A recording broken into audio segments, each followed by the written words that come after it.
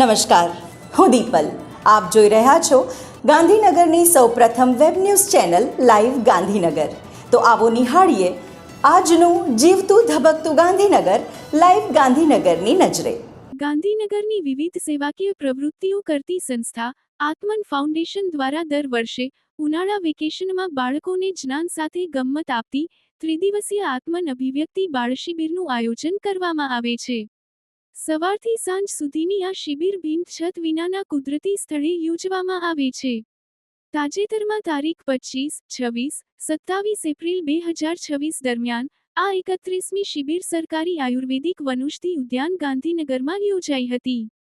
શિબિરના 3 દિવસ દરમિયાન બાળકોને પ્રેરણાદાયી અને રસપ્રદ પ્રવૃત્તિઓ કરાવવામાં આવી હતી. જે તે ક્ષેત્રના નિષ્ણાતોએ ફેકલ્ટી તરીકે સેવા આપી બાળકોને જીવનનું ભાથું પીરસ્યું હતું. બાળકોના હસ્તે જ દરેક ભાગ લેનાર બાળકનું ચોખા કુમકુમથી સ્વાગત કરી દીપ પ્રાગટ્ય કરવામાં આવ્યું હતું.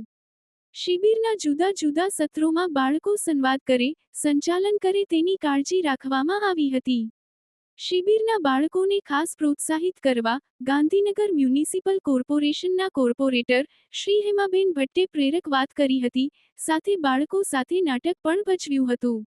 બીજા દિવસે કોર્પોરેટર શ્રીમતી શૈલાબેન ત્રિવેદી અને સુનિલભાઈ ત્રિવેદીએ બાળકોની પ્રવૃત્તિઓ નિહાળી હતી અને આવી સહજ શિબિરો દ્વારા મૌલિક ઘડતર થાય છે તેમ જણાવ્યું હતું. શિબિરના 3 દિવસ દરમિયાન બ્રીથિંગ એક્સરસાઇઝ અદિતિબેન અને સચિનભાઈ પટવર્ધન, બિપિનભાઈ ત્રિવેદીએ કરાવી હતી. નૃત્યનો આનંદ બાળકોએ પ્રજ્ઞાબેન ગજ્જર સાથે માણ્યો હતો.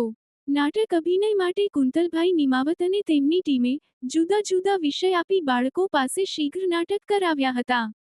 જાદુના પ્રયોગોની બાળકોને મોજ પડે એવી રજૂઆત કિરણભાઈ જાદુગર, ડ્રોઈંગ, પોર્ટ્રેટ કેવી બનાવવા એનું માર્ગદર્શન ધાર્મિકભાઈ જાની, વિજ્ઞાનના પ્રયોગો અને એની પાછળના વિવિધ સિદ્ધાંતોની સમજણ નિસર્ગ સાયન્સ સેન્ટરના અનિલભાઈ પટેલની ટીમના હાર્દિકભાઈ ભટ્ટ અને નીલ રાણાએ આપી હતી.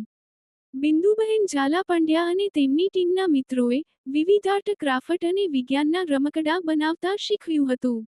શિબિરમાં ભાગ લઈ રહેલી શાબ્દી દોશી અને પ્રીના સિમરિયાએ રંગલા રંગલીનો સ્વચ્છતાનો ભવાઈ વેશ ભજવી બધાને ખુશ કર્યા હતા. ખ્યાતિ દેસાઈ અને પૂર્વીબેન મણિયારે બાળકોને લીફ પેઇન્ટિંગ, માટીના વાસણ પર વારલી ચિત્રકામ કરાવ્યું હતું.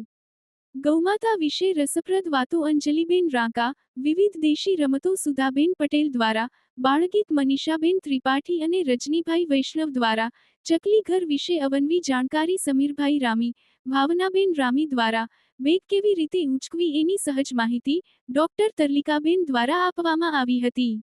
રમેશભાઈ ઠક્કરે બાળકોને ચોકલેટ આપી હતી. ઉષાબેન પટેલ, વિનીતાબેન પટેલ અમદાવાદ, ડોક્ટર જે ડી પ્રજાપતિ, ડોક્ટર સંજયભાઈ શાહ, રાજેન્દ્રભાઈ સુથાર, બિપિનભાઈ ત્રિવેદી દ્વારા સંસ્થાને આર્થિક યોગદાન આપી પ્રોત્સાહિત કરવામાં આવી હતી. શિબિરના સમાપન સમયે બધા બાળકોને ડોક્ટર તરલિકાબેન દ્વારા સ્વાદિષ્ટ કપકેક, પેટીસ, ફ્રૂટીનો નાસ્તો અને રેકેટ બોલની ગિફ્ટ આપવામાં આવી હતી. ભાગ લેનાર બાળકોને સંસ્થાના પ્રમુખ CL મહેતા અને ઉપસ્થિત મહાનુભાવોના હસ્તે સર્ટિફિકેટ અર્પણ કરાયા હતા. સમગ્ર શિબિરનું આયોજન આત્મન ફાઉન્ડેશન દ્વારા અને સંચાલન પ્રજ્ઞાબેન પટેલ દ્વારા કરવામાં આવ્યું હતું. સુધાબેન શુક્લ, શિબિર દરમિયાન જીતેન્દ્રભાઈ કે પટેલ, મુકેશ જોશી, કમલેશભાઈ Joshi, doctor Sanjay Shah, ખંજનભાઈ Ahir, Rashmiben Shah, ઉર્મિલાબેન Patel, Rameshbhai Thakkar, doctor Tanvi Doshi, doctor પર્વ દોશી વગેરેએ મુલાકાત લઈ શિબિર અને બાળકોને પ્રોત્સાહિત કર્યા હતા. રાજ્યમાં ચોરાયેલા મોબાઈલ શોધી કાઢવામાં ગુજરાત પોલીસ સમગ્ર દેશના મોટા રાજ્યોમાં 3જા ક્રમે આવ્યું છે. રાષ્ટ્રીય સરેરાશ કરતાં ઊંચો રિકવરી રેટ મેળવીને ગુજરાત પોલીસે નવો કીર્તિમાન સ્થાપિત કર્યો છે. ગુજરાત પોલીસે 46.71% રિકવરી રેટ સાથે 53,564 હેન્ડસેટ સફળતાપૂર્વક મૂળ માલિકને પરત કર્યા. ગુજરાતમાં મોબાઈલ રિકવરીમાં શ્રેષ્ઠ કામગીરી બદલ અમદાવાદ શહેર, ડાંગ અને ભાવનગર જિલ્લાના નોડલ અધિકારીઓને રાજ્ય પોલીસ વડા ડોક્ટર KLN રાવ દ્વારા સન્માનિત કરાયા હતા. ટેલિકોમ વિભાગ અને ગુજરાત પોલીસના સંયુક્ત પ્રયાસોથી ગુજરાત રાજ્ય મોબાઈલ હેન્ડસેટ રિકવરીમાં રાષ્ટ્રીય ફલક પર નોંધપાત્ર સિદ્ધિ હાંસલ કરી છે. ભારત સરકારના સંચાર સાથી પોર્ટલ અને CIR મોડ્યુલના અસરકારક ઉપયોગ દ્વારા ગુજરાત દેશના મોટા રાજ્યોની યાદીમાં રિકવરીની ટકાવારીમાં ત્રીજો ક્રમ મેળવ્યો છે. મુખ્યમંત્રી શ્રી ભૂપેન્દ્ર પટેલ અને નાયબ મુખ્યમંત્રી શ્રી હર્ષ સંઘવીની અધ્યક્ષતામાં મોબાઈલ રિકવરી ક્ષેત્રે ગુજરાતે રાષ્ટ્રીય સ્તરે અભૂતપૂર્વ સફળતા મેળવી છે. સમગ્ર ભારતમાં અત્યાર સુધીમાં 50,48,516 મોબાઈલ બ્લોક કરવામાં આવ્યા છે, જેની સામે ગુજરાતમાં કુલ 1,83,985 હેન્ડસેટ બ્લોક કરવામાં આવ્યા છે.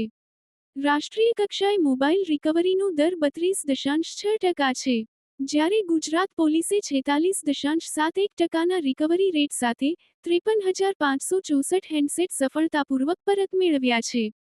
આ પ્રભાવશાળી દેખાવને કારણે મોટા રાજ્યોની યાદીમાં ગુજરાત સમગ્ર દેશમાં ત્રીજા સ્થાને રહ્યું છે. વર્ષ 2025-26ના ડેટા મુજબ CIR રેન્કિંગમાં અમદાવાદ શહેર, ડાંગ અને ભાવનગર જિલ્લાએ શ્રેષ્ઠ કામગીરી કરી છે. જિલ્લાવાર કામગીરીની વિગતો જોઈએ તો અમદાવાદ શહેરે સૌથી વધુ 25,500 બ્લોક વિનંતીઓ સામે 4,935 હેન્ડસેટ રિકવર કરીને 56.70ના ફાઇનલ સ્કોર સાથે રાજ્યમાં પ્રથમ ક્રમ પ્રાપ્ત કર્યો છે. ડાંગ જિલ્લો 328 બ્લોક વિનંતીઓ અને 77.33%ના ઊંચા એક્યુરસી સ્કોર સાથે 54.89 પોઈન્ટ્સ મેળવીને બીજા ક્રમે રહ્યો છે. આ ઉપરાંત ભાવનગર જિલ્લાએ 634 બ્લોક વિનંતીઓ સામે 273 મોબાઈલ રિકવર કરી 53.44ના સ્કોર સાથે રાજ્યમાં ત્રીજું સ્થાન મેળવ્યું છે. આ ડેટા દર્શાવે છે કે બ્લોક થયેલા 1,14,670 ટ્રેસ થયેલા હેન્ડસેટને શોધવામાં ગુજરાતના વિવિધ જિલ્લાના નોડલ અધિકારીઓએ મહત્વની ભૂમિકા ભજવી છે. અમદાવાદ શહેર 25,500 બ્લોક વિનંતીઓ સાથે વોલ્યુમ સ્કોરમાં 100માંથી 100 ગુણ મેળવી પ્રથમ સ્થાને રહ્યું છે. ગુજરાત LSA દ્વારા અમલમાં મુકાયેલા CIR રેન્કિંગ ફ્રેમવર્ક અંતર્ગત નાણાકીય વર્ષ 2025-26 માટે અમદાવાદ શહેર, ડાંગ અને ભાવનગર જિલ્લામાં શ્રેષ્ઠ કામગીરી કરી છે. રાજ્ય પોલીસ વડા ડોક્ટર KLN રાવે આ જિલ્લાના નોડલ અધિકારીઓને તેમની અનન્ય કામગીરી બદલ શિલ્ડ અને પ્રમાણપત્ર આપીને સન્માનિત કર્યા હતા. તો દર્શક મિત્રો, આપે અનુભવ્યો ગાંધીનગરનો ધબકાર. આપની આસપાસ બનતી આવી જ ઘટનાઓની જાણકારી અમારા સુધી પહોંચાડવા માટે સ્ક્રીન પર દર્શાવેલ નંબર પર વોટ્સએપ દ્વારા અથવા ઈમેલ ID પર મેલ કરીને આપ અમારો સંપર્ક કરી શકો છો. ધન્યવાદ.